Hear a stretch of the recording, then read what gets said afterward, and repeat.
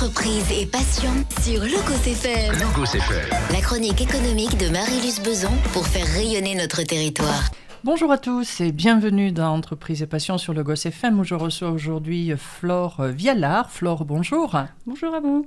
Flore, vous êtes la créatrice de notre Nutrioso Nutrition et vous avez un parcours très atypique qui m'a donné l'envie de vous accueillir aujourd'hui. Alors on va commencer par ça, par le parcours d'abord et par nous expliquer qui vous êtes, Flore. Très bien. Alors, comme vous l'avez dit, je m'appelle Flore Vialard, j'ai 27 ans. Je suis née en Auvergne, donc une vraie auvergnate de naissance, mais j'ai grandi autour de Chartres, en Eure-et-Loire. Je suis redescendue en Auvergne pour mes études. J'ai passé le concours BCPST par la prépa, que j'ai faite à Montargis. Et sur le concours aux écoles, entre veto et agro, j'ai choisi d'aller en agronomie et de venir à Clermont-Ferrand pour me rapprocher de ma famille, de me sentir plus proche de ma région. Donc 3 années d'ingénieur agro qui m'ont délivré le diplôme, un équivalent de master, du coup sur l'école VET AgroSup située à Landes, en face du lycée agricole de Marmilla. Et lors de ces 3 ans, j'ai pu faire notamment un Erasmus en Italie, à l'université de Padoue, sur une spécialisation nutrition animale et nutrition zoologique notamment, puis des stages en zoo, notamment au domaine de pêcherie à côté du Mans, à la réserve africaine de Sijan, proche de Narbonne, et au zoo de Mulhouse, à Mulhouse, ce qui m'a emmené à pratiquer, à développer mes connaissances et compétences en nutrition zoologique, et puis à créer Nutrio Zoo Nutrition à la suite de ces stages pour pouvoir continuer ce métier. C'était quoi ? C'était une envie d'enfant, c'était un rêve, c'était quoi ? Parce que j'imagine qu'on ne se dirige pas vers ce type de métier sans avoir une impulsion à un moment, quelque chose. C'est quoi l'anecdote là ? Oh, l'anecdote, elle serait longue, il y en aurait plusieurs. Je ne peux pas dire que ce soit une idée de naissance. J'ai été cavalière très longtemps, on vivait à côté d'un centre équestre, donc je m'étais vue toute ma vie rester dans le milieu des chevaux, peut-être faire vétérinaire équine. Puis, lors de la prépa, je me suis rendu compte que ce n'était pas le métier qui me convenait. Je suis partie sur le côté agronome pour me rapprocher des métiers conservation, faune sauvage, préservation des milieux qui me semblaient me porter. Voilà, c'était des valeurs que j'avais envie de développer pour ma carrière et pour ma vie, parce que finalement, c'est un métier qui nous suit tous les jours et au quotidien. Pardon. Et comment je me suis retrouvée à faire de la nutrition zoologique ? En fait, j'étais un peu perdue dans mes études, dans les stages qui étaient obligatoires à l'école. On a fait beaucoup de stages en milieu agricole. On parlait de l'agriculture, de l'agronomie, de l'élevage.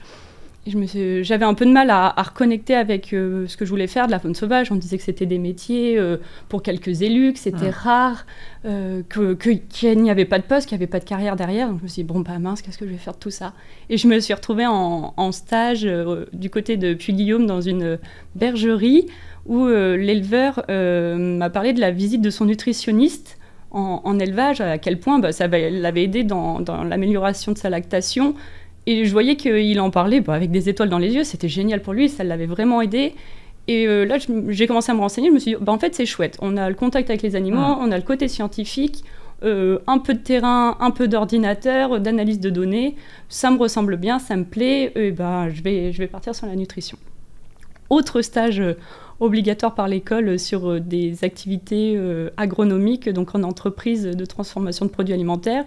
Là, je me suis retrouvée à Claques, du côté de Cournon d'Auvergne. Et super échange avec Julien, qui est incroyable et qui m'a beaucoup aidée. Et qui, à un moment, m'a dit, mais en fait, qu'est-ce que tu veux faire plus tard ? Alors là, aucune idée. Et je lui ai dit, en fait, j'aurais aimé travailler dans les zoos. C'est sorti, mais je ne sais même pas comment j'avais eu cette idée en tête. Et ça, c'est souvent ma façon de faire. D'un coup, on me pose une question et je me rends compte que j'avais plein de choses derrière la tête. Je lui ai dit, j'aimerais travailler en zoo, mais j'y arriverai pas. Je suis pas vétérinaire, j'ai pas envie de faire soigneur animalier. Je ne serai pas dans les parcs animaliers. Il m'a dit, mais t'as essayé, t'as postulé ? Non. Il fait, vas-y, fais-le, t'as avancé sur ton travail de stage, lance-toi. Donc j'ai envoyé des messages, enfin des mails, CV, lettre de motivation en disant, coucou, je suis ingénieur agronome, j'aimerais aider dans la gestion de collection, parce que c'est ainsi qu'on appelle l'ensemble des espèces animales dans une structure. j'aimerais vous aider, mais je ne sais pas trop quoi faire.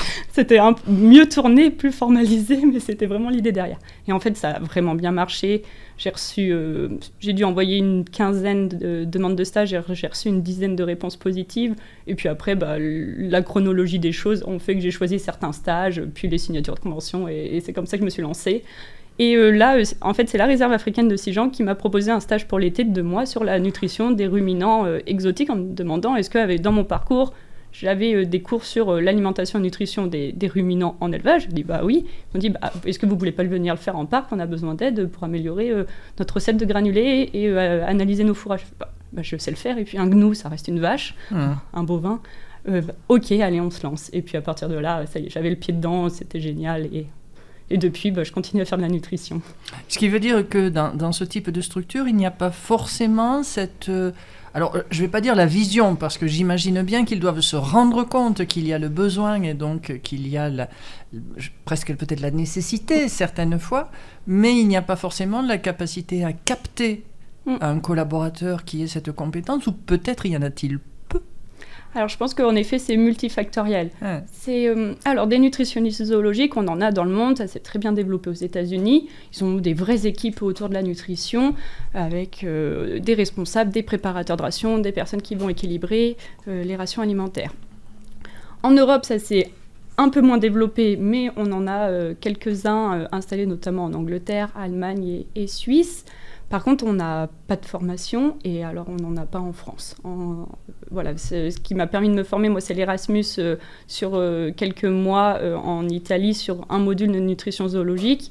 En farfouillant les sites d'université, je pense qu'on peut retrouver quelques modules qui traînent par-ci par-là, mais il n'y a pas une formation en nutrition zoologique comme on peut le voir sur le métier vétérinaire, le métier ostéopathe, le métier soigneur animalier. Donc, il n'y avait pas d'école qui préparait. Les écoles d'agro, ils ont d'autres sujets à voir, c'est pas la priorité. Donc je pense que déjà, il nous manque des personnes formées sur le sujet. Les vétérinaires dans les parcs vont s'occuper de la nutrition, ils ont tout à fait les compétences. Après, en école véto, il y a quelques modules aussi, mais voilà, c'est pas aussi poussé. Ils ont d'autres choix également de spécialisation à faire. Il y a moins de cas cliniques sur de la nutrition qu'il peut y en avoir sur d'autres spécialités vétérinaires. Et c'est très chronophage, en fait, quand on a un vétérinaire en parc pour plusieurs centaines d'animaux, et qui a en plus des cas d'urgence, la prévention à faire, le côté administratif, la nutrition, ça passe un peu à côté. Donc, cet ensemble de manque de personnes avec les connaissances, manque de personnes qui veulent faire ce travail, et puis le fait que ce soit déjà chronophage, on se retrouve à ce qu'il n'y ait pas de nutritionniste zoologique en France. Et donc là, Sijan va être un déclencheur, un impulseur pour vous ouvrir les yeux, quoi. Alors, Sijan m'a ouvert les yeux sur ce métier, que c'était tout à fait possible. Et puis, avec les vétérinaires et le directeur zoologique, Antoine Joris, on a pu continuer à discuter de tout ce qui était possible en nutrition. Et après, je suis partie 6 mois en stage au parc zoologique et botanique de Mulhouse. Et sur la nutrition des primates, cette fois-ci, où on leur a retiré les fruits de la ration pour que ça se rapproche de ce qu'ils mangent en milieu naturel. Et donc là, on était convaincus que la nutrition zoologique, c'était nécessaire, mais c'est des discussions avec le directeur zoologique, Brice Lefaux, qui nous ont emmenés à se dire, en fait, il n'y aura pas de parc qui vont embaucher un nutritionniste zoologique, je vais partir de ce stage et je n'aurai pas de travail. Par contre... Pourquoi ? C'est un problème financier ? Il n'y a pas une occupation à temps plein, peut-être ? Il y a une occupation à temps plein, mais c'est des lignes budgétaires et des types de postes qui ne sont pas encore créés, et donc il faut convaincre. Et pour convaincre et que les zoos fassent confiance à ce type de métier, il faut montrer qu'on est utile. Donc il fallait déjà montrer ce que faisait le métier pour que potentiellement un jour quelqu'un crée un poste. Par contre, dans les discussions, ce qui a été dit, c'est si tu crées ta structure, il y en a plus d'un qui sera prêt à te faire travailler. Et ils m'ont dit, si tu l'as créé, on te fera travailler à la suite du stage. Donc, et voilà, suite au stage, création d'une micro-entreprise, déjà appelée Nutrio à l'époque, et puis début d'émission avec la réserve africaine de Sijan, avec le parc zoologique et botanique de Mulhouse, et avec le bioparc de Douai-la-Fontaine, où on s'était loupé plusieurs fois pour les stages, où finalement je recevais des conventions ailleurs, etc. Donc on était prêts à travailler ensemble, on était prêts à se rencontrer. Donc ça a été les 3 premiers chez Nutrio. On s'est lancé et depuis, on existe depuis 2021. Alors, qu'est-ce qui va être justement ce déclencheur? Rappelez-nous, qu'est-ce qui va vous pousser à être étudiant, créateur d'entreprise, et puis comment ça va se continuer derrière?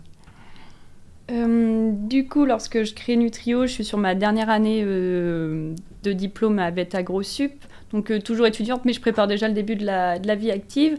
Finalement, je me retrouve avec une micro-entreprise et plus à l'école. Il faut lancer tout ça. C'est bizarre finalement de se dire il y a tous les copains qui rentrent dans une vie de travailleur en entreprise et puis nous on est toujours un peu entre les deux finalement quand on lance une micro-entreprise et on rentre dans le milieu du travail mais pas dans le monde de l'entreprise en tant que telle. Pendant 1 an, je suis restée assez seule, je dirais pas isolée parce que je travaillais avec les parcs, mais seule avec Nutrio. Et puis petit à petit, Clermont-Auvergne Innovation m'a contactée, j'ai compris et je me suis découvert tout ce milieu en fait de l'incubation, de l'accompagnement des étudiants entrepreneurs, enfin des entrepreneurs. Et vu que j'avais le projet de continuer avec une thèse, je suis redevenue étudiante et à ce moment-là, j'ai été accueillie au sein de Pépite Clermont pour pouvoir être étudiante entrepreneuse et rentrer dans cet écosystème entrepreneurial, ce qui permet en effet de sortir de cet isolement de l'entrepreneur et d'avoir des cours sur comment monter une entreprise, comment on la gère, qu'est-ce qu'un business plan, qu'est-ce que le marketing et tout ça. Moi, je sais faire de la nutrition, mais je ne sais pas faire de la communication. Mais malgré tout, ça vous avait ouvert les portes de premiers contrats. Ça m'a ouvert des portes sur de premiers contrats, puis aussi sur de futurs partenaires, notamment avec la subvention Startup & Go et Overboost. On a pu développer notre logiciel avec les partenaires OSS Factory qui sont aussi situés à Clermont-Ferrand. Donc ça nous permet de développer des logiciels qu'après on propose à nos clients, donc des propositions de contrats et ça continue. En fait, c'est l'effet boule de neige au bout d'un moment. Puis Pépite, on a été lauréat du département lors de la session 2024, donc on est plutôt content. Alors, qu'est-ce que concrètement vous proposez à ces parcs, zoos ou centres? Alors, on leur propose trois produits phares de base, et puis après, c'est tout à fait personnalisable et adaptable aux structures parce qu'aucune ne se ressemble. On s'est beaucoup fait influencer par le principe One Health qui est enseigné à VET AgroSup, mais on l'a transformé en One Welfare, un seul bien-être. Donc on se base sur le bien-être animal, bien sûr, avec le suivi nutritionnel. Donc là, on va analyser les rations qui sont données, par exemple, aux girafes. Est-ce qu'elles conviennent à leurs besoins, aux recommandations nutritionnelles qui sont sorties dans des publications scientifiques.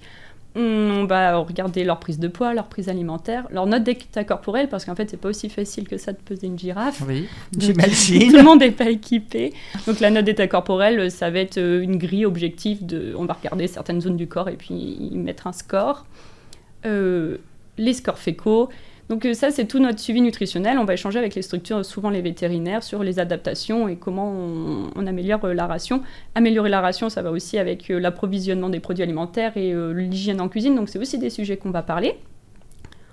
D'un point de vue environnemental, du coup, on fait attention à nos rations pour favoriser le territoire, le circuit court, les produits avec on essaye de sélectionner les produits lorsqu'on doit faire un choix qui ont une plus faible valeur environnementale sur notamment l'empreinte carbone. Et ça, le logiciel va permettre, le logiciel qu'on a développé, de calculer en effet l'impact sur le budget alimentaire du parc avec le prix de la ration, mais aussi dans la future version, l'empreinte carbone pour pouvoir faire des choix sur différents piliers.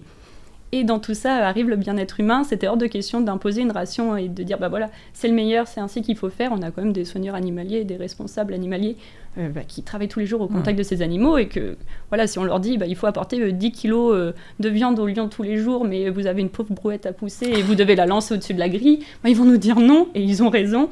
Donc on fait en sorte d'avoir des rations qui leur conviennent. On travaille beaucoup sur comment communiquer avec eux pour les écouter et pour aussi faire de la pédagogie en leur disant voilà pourquoi nous on va vous proposer ça, pourquoi vous ne voulez pas, et on va essayer de trouver un compromis dans toutes ces discussions.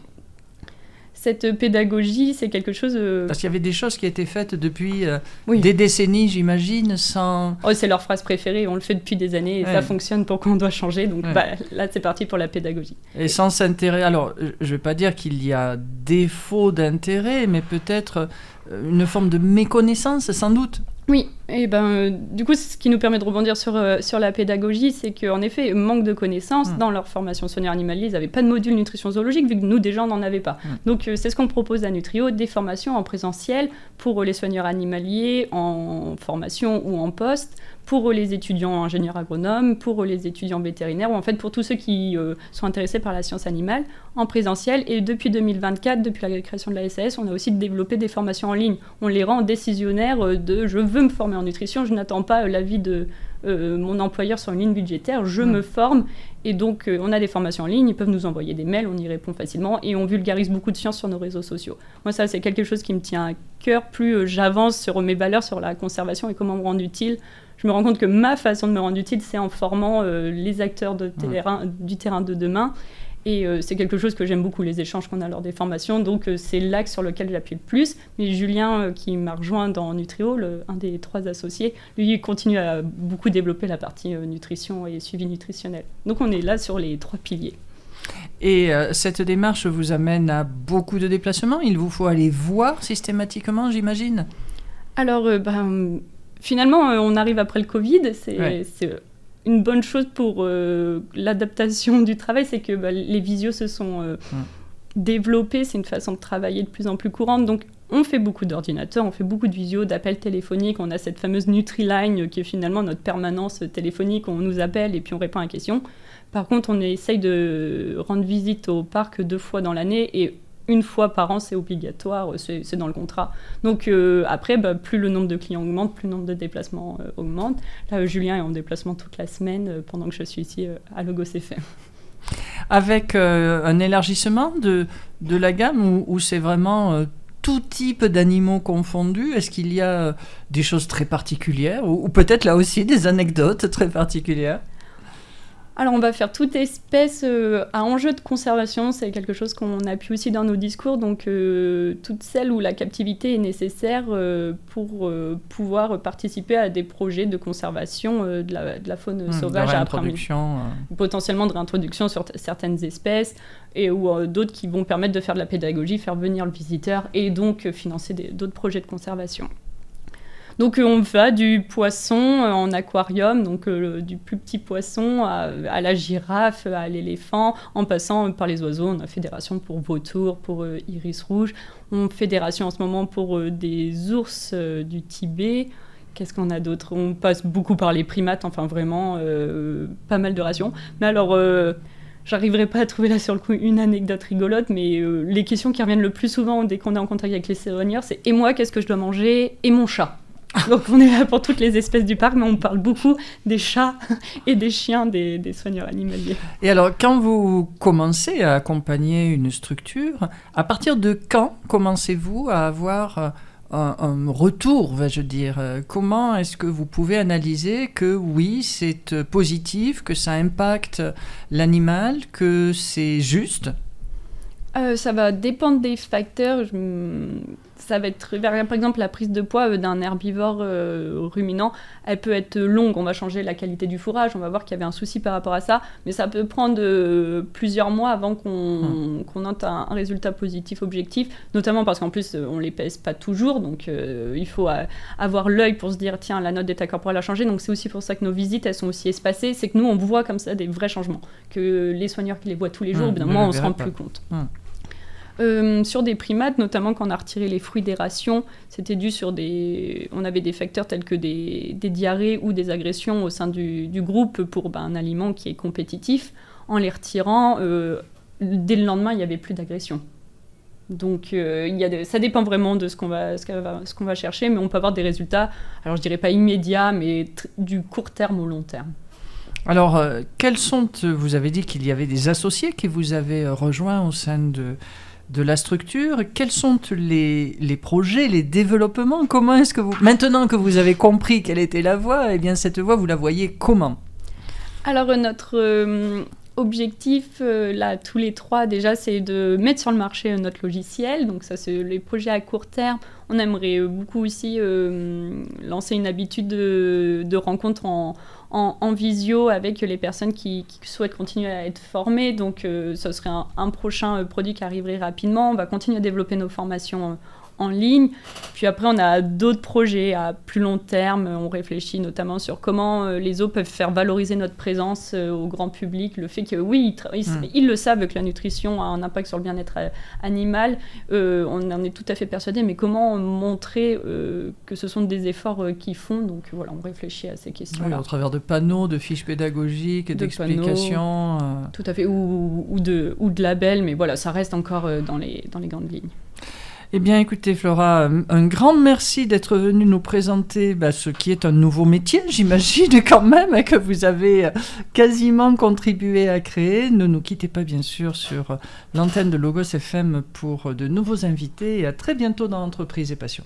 C'était Entreprise et Passion sur Logos FM, la chronique économique de Marie-Luce Beson pour faire rayonner notre territoire.